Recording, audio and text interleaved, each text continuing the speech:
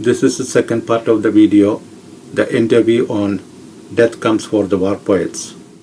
Today we visited the World Trade Center Memorial, and we were standing at these, you've seen them, these massive, what do you call them? You know, it's just huge square pits. And Joseph was praying there, and you just have this sense, as the water pours into this abyss, you just have this a sense of how the abysmal ransacked our nation and the world in that event. But that's not the last word. So for me, working on the play, what I find very dynamic about it is you can bring your own experience with the Inferno to this theatrical event and have it transfigured along with these characters. Absolutely. I mean, obviously we've said something about my own journey and where I've been to prison twice, etc. But one of my favourite ways of looking at this is actually, how many people here, see, I've been a college professor for too long, so I can't ever give a talk of any sort without asking for a show of hands about something. How many people here have read or have heard of Malcolm Muggeridge? Ah, look at this, what an intelligent audience. I told them in advance. I told you to ask that in advance. Oh, you did? That's almost as amazing as you discussing First World War in 1846. That was amazing. So but Malcolm Muggeridge, you know, he became a Catholic when he was, I think, 78 years old. And there's a press conference. He's very well known in England as a TV star, by now, one of the first sort of talking heads on TV. And he was, to put no finer point upon it, a serial fornicator. He'd betrayed his wife on numerous occasions. The fact how their marriage survived is itself a miracle. So here's the 78-year-old man, he becomes a Catholic, and there's this cynical young journalist. And he says, well, yeah, Mr. Muggeridge, you know, you've had a good time in your life, haven't you? So Muggeridge looks at him, right? And he says, you know, you've sown your wild oats, you've enjoyed yourself, and now you're too old to enjoy yourself in that way any longer. You become a Catholic and tell the rest of us we shouldn't be enjoying ourselves. How would you respond to that? And Muggeridge says, I regret all my sins, especially insofar as they've hurt other people. And he would have had his wife in mind. He said, but I don't regret the path that I've taken, because it's led me to the foot of the cross. And that's profound. So for me, for instance, you know, in my own story, there was a period in my life before we moved back to London and I went off the rails. Well, I was very successful, very well adjusted, and my father wanted me to become a bank manager. Say we continued living in rural England, and instead of coming to London, getting involved in radical politics, going to prison twice, I'd become a gentle bank manager in a village and become thoroughly bourgeois and never, ever thought about becoming a Catholic. I mean, can I possibly regret the 2 prison sentences if it's led me into his mystical body? No, I can't. I can't regret the path I've taken. I can regret the things that I did that hurt other people, of course. But I can't regret something that brings me to the foot of Christ's church, his cross.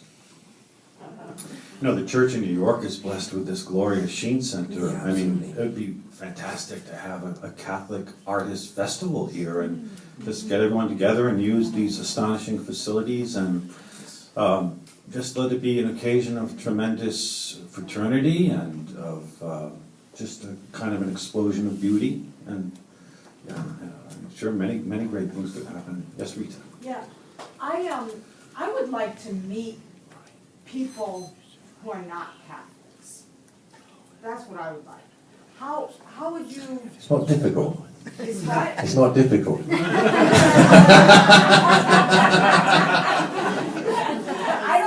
I don't like to be like the Catholic artist in the ghetto. Like I would like to meet people, you know, outside of, you know, friendly readership and. Well, insofar as you managed to germinate beyond the ghetto, you're evangelizing. Whether it's consciously, subconsciously, overtly, covertly, accidentally, deliberately, because what you'll be doing is sowing seeds beyond the ghetto. I'm all in favour of getting beyond the ghetto, right? But I do think that we should not despair because we find ourselves in the catacombs. Because if that's where culture's put us, it's put us there before, and it crucified our Lord. And there's no way to get to heaven except through the cross that he himself mounted. So, in other words, the path of least resistance is dangerous. So if we want to engage with the wider culture because of a desire to change it for the better, then that's good. If we want to engage with the wider culture because we want the wider culture to accept us on its terms, we would end up not producing nothing worthwhile. Yes, Maureen? I'm part of the group from Cincinnati. I got excited when we heard on Catholic radio there about this Sheen Center. It just really was exciting. And so we would like to bring it to Cincinnati for all the reasons it's here. But I don't know, how do you get, like you said, everyone else interested to come in and see the Catholic art? Will we just be preaching to the choir? How successful will we be as an evangelizing institution? There's merit in feeding the souls of us in the good, the true, and the beautiful. But we have to convince, and the Archdiocese of Cincinnati is interested in this and eager to find out more. But they're going to want to know that it will be successful in drawing people in. And how do you get them to come in? You invite Joseph Thiers. We need to begin by defining right at the beginning what we mean by success. Yeah. Because if success is the number of posteriors we get on seats, you will very quickly lose your vision altogether and just become diluted, and you won't be a Christian witness at all, because you'll just be trying to do what the culture wants already. And first of all, that will fail. Even if you succeed economically for a while, you're just going to be part of the mess that's out there already. So the success has to be to produce good, authentic art, whether it's theatre or visual arts, poetry readings, whatever, right? And not worry so much about how many people come at first. If the quality is good and you do the best you can to get the word out, those who are interested will be there, and they will start telling other people who might be interested. So, and that might take time. So the one thing you do need, I think, to take back to the diocese is that you need to be given time. In other words, don't expect, if this is not making a profit in 12 months, it's a failure. Well, no, that's still on the runway at that point, gathering momentum and traction and speed. So the investment has to be a commitment in time and confidence in the vision. But the vision has to be rooted in a definition of what success is. And success ultimately is to produce great art which changes the culture, not to try to get posteriors on seats.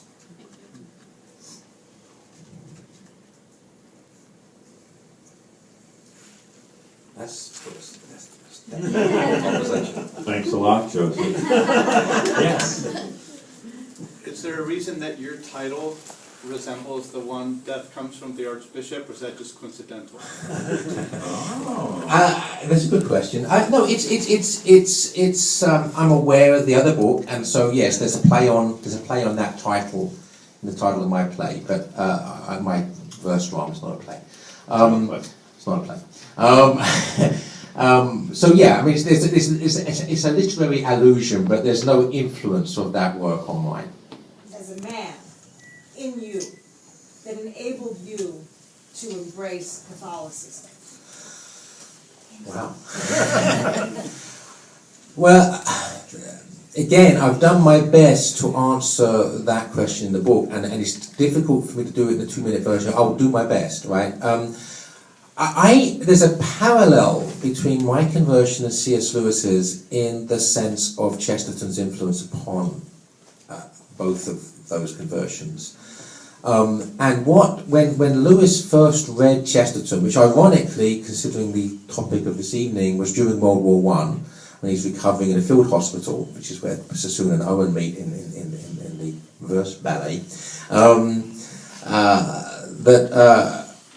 he was an atheist and somewhat of a cynic. And he said you would have thought Chesterton would be the least conducive to who I was and my sensibilities, but somehow or other he couldn't help liking Chesterton, in spite of the fact that Chesterton was a Christian, in spite of the fact that Chesterton had this sort of rambunctious sense of humour. And what Lewis said, he realised later it was like a romance, because what he'd actually done was he'd fallen in love with C.S. Lewis. With G.K. Chesterton. He'd fallen in love with his goodness. That's what ultimately it was Chesterton's goodness that spoke to him. And I think with me the same thing. I was in bad places with bad people. I don't want to demonise everybody. Life's more complex than that. But as a general rule, I was in bad places with bad people doing bad things. And yet when I discovered Chesterton, that one thing that was going on was a rational level. Chesterton showed me there's a connection between faith and reason. Faith is not mumbo jumbo, right? It's rational. And that was very important to me, because I did need to know that the Christianity was rational. I wasn't interested. But Chesterton's goodness, his joy, his joie de vivre, he had something. And what he had was very attractive. And what it was the Spirit of Christ. And of course, so I was attracted to him, and the more I fell in love with him, the more I ended up falling in love with Jesus Christ. So that's probably the best that I can do in short answer. The rosary, was it your grandmother's, and how did you get it in prison? No, it wasn't my grandmother's. I don't know how I got it. I literally don't know how I got it. I'm assuming someone gave it to me, maybe during the court case, but I don't have any recollection of it being given to me. I just have a recollection of holding it on the second day of the sentence. And I'm manifestly insisting, I'm not claiming it's a miracle. It's just it's amnesia, not a miracle, presumably. Although, I don't say it's impossible.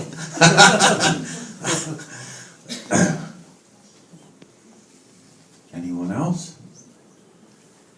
So, who would be the, very personal question for you, the Chestertons, or the C.S. Lewis's, or the Bernardoses, or the Claudels, or the Peggy's, or the Guardinis, or the Balthazars, or the Lubacs? Where are they? Where are they? Well, I think they're out there. I would hesitate. I would hesitate to start giving names. Largely because the effect, I think, would be pathetic. It would be bathos, because the people you just listed are people that are icons. They're in the canon, and people that are around today that are contemporaries, particularly because we live in a very secular culture, and most people won't even have heard of them. It's not going to have the right impact. But I mean, certainly, if you want to send me an email. Privately, I will give you a list of people in terms of literature, philosophy.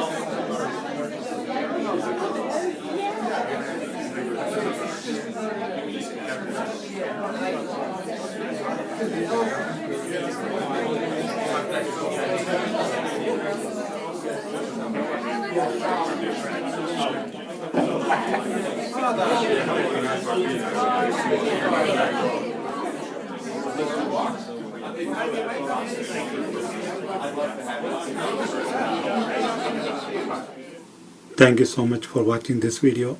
God bless you.